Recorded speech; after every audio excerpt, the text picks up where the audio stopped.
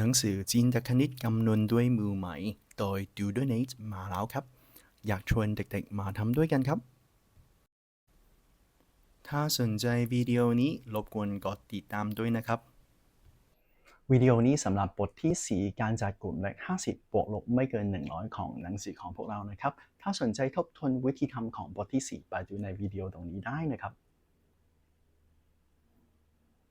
อันนี้เป็นแบบฝึกหัดที่1อยู่ที่หน้าที่71ของหนังสือของพวกเรานะครับจำได้ว่าพวกเราต้องใช้มือซ้ายไปทำหนัก10แล้วก็มือขวาไปทำหนักหน่วยนะครับข้อที่1คือ51บวก35ลบ10 4ลบ72บวก10 3บวก54ได้67นะครับข้อที่2คือ19บวก10บวก60ลบ40 5บวก23ลบ34บวก43ได้76นะครับข้อที่3คือ89ลบ16ลบ52บวก54ลบ23ลบ42บวก73ได้83นะครับข้อที่4คือ61ลบ60บวก92ลบ20ลบ21บวก24ลบ71ได้5ครับข้อที่5คือ23บวก72ลบ14ลบ21บวก35ลบ51ได้44ครับ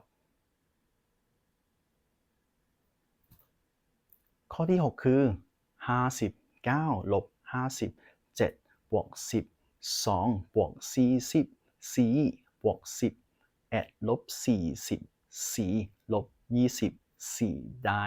1ครับข้อที่7คือ10บวก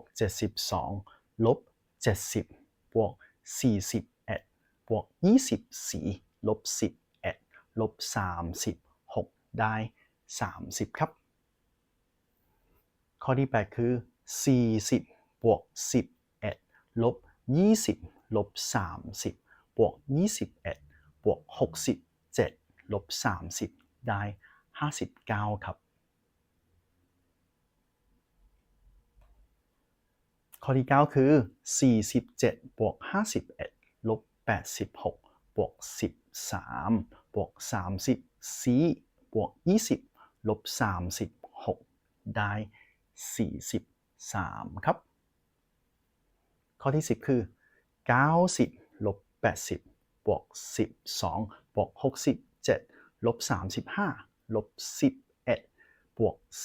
12ได้55ครับ